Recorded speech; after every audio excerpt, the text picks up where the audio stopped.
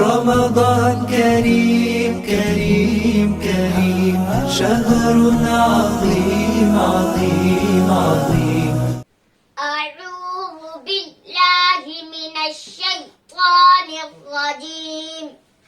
بسم الله الرحمن الرحيم.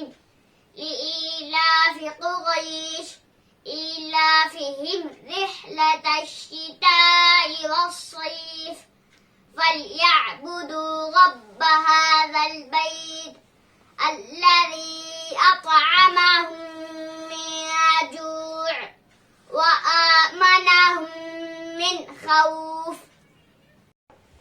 الحمد لله رب العالمين وبه نستعين والصلاة والسلام على سيد المرسلين أما بعد فأعوذ بالله من الشيطان الرجيم.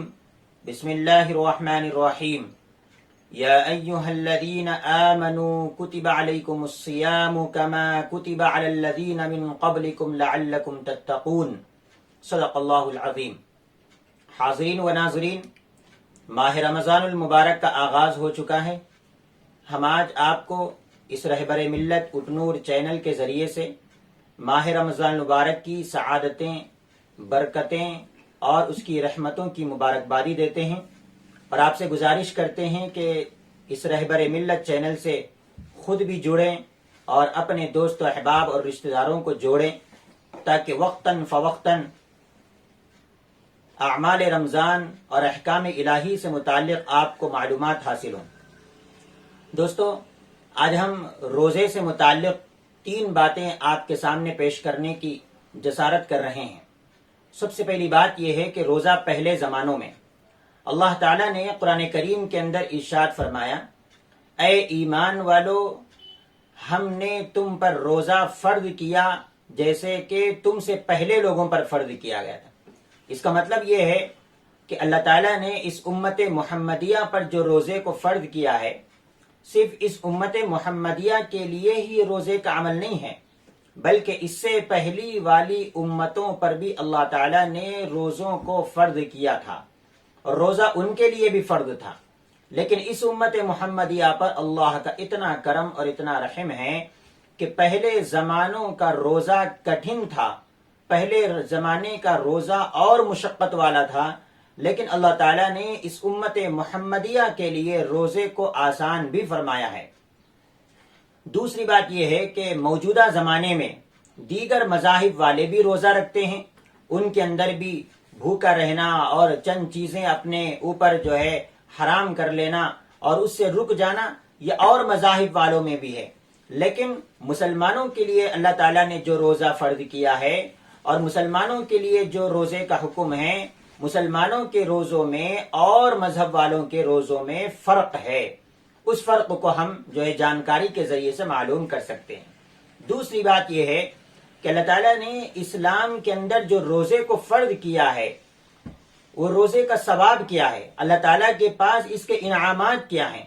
سب سے پہلی بات یہ ہے کہ اللہ تعالیٰ نے اسلام کی 5 بنیادیں بنائی ہیں، جن بنیادوں میں اہم بنیاد روزہ بھی ہے.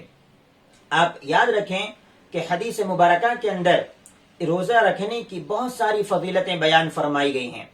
ایک حدیث کے اندر اللہ کے نبی علیہ السلام نے یوں فرمایا کہ روزہ اللہ کے عذاب سے بچنے کے لیے ڈھال ہے.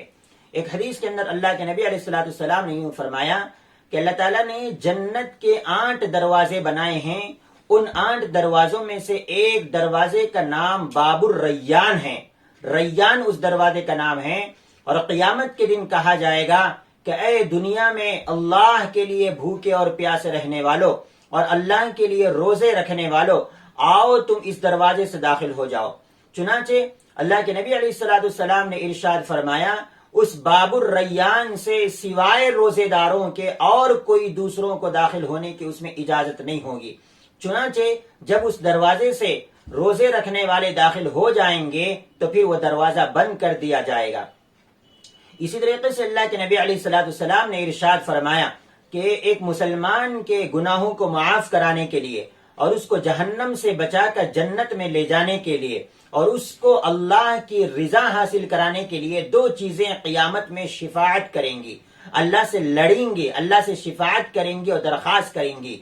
اور وہ دو چیزیں، ایک اس میں قرآن شریف ہے اور دوسرا روزہ ہے. ایک حدیث قدسی کے اندر اللہ کا ارشاد ہے کہ روزہ میرے لیے ہوتا ہے اور میں خود اس کا بدلہ ہوں، یا پھر اس کا مطلب یہ ہے کہ میں اپنے ہاتھوں سے روزے کا بدلہ دیتا ہوں. دوستو، اس قدر روزے والے عمل کی اہمیت ہے، اس کی عظمت ہے، اللہ کے پاس اس کا انعام ہے، بلکہ روزے کے بدلے میں خود اللہ کا مل جانا ہے. اس قدر بڑی فضیلت کے بعد اگر کوئی روزہ چھوڑتا ہے اور اس مقدس مہینے کے اندر روزے والے عمل سے محروم رہتا ہے تو اس سے بڑا بدقسمت اور اس سے بڑا بدبخت کوئی نہیں ہو سکتا.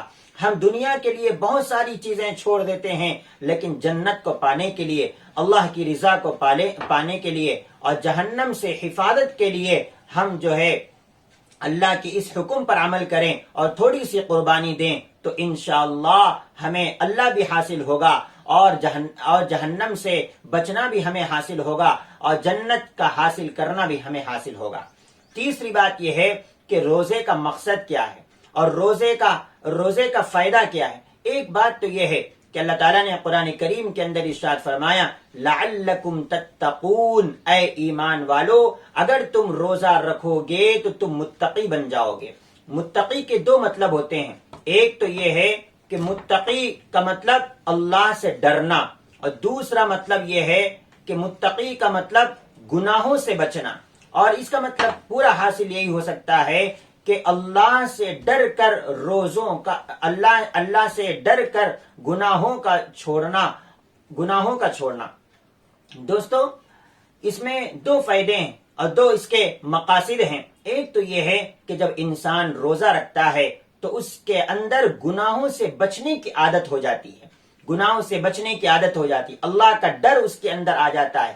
جب روزے کے ذریعے سے انسان حلال چیزیں چھوڑتا ہے تو بدرجہ اولا وہ حرام چیزیں تو ضرور چھوڑتا ہے. اس لیے روزہ رکھنے کا ایک فائدہ ہے. اور دوسرا روزہ رکھنے کا یہ فائدہ ہے کہ انسان بھوک اور پیاس کی جو شدت ہوتی ہے اور اس کی جو تڑپ ہوتی ہے وہ محسوس کر سکتا ہے. دنیا کے اندر سال بھر میں ایسے لوگ ہوتے ہیں جو 2 وقت کی روٹی کو تڑپتے ہیں، ترستے ہیں، پیاس کو، پانی کو، ٹھنڈے پانی کو ترستے ہیں. اور جب انسان روزہ رکھتا ہے، بھوک اور پیاس کو برداشت کرتا ہے، ایک مالدار آدمی برداشت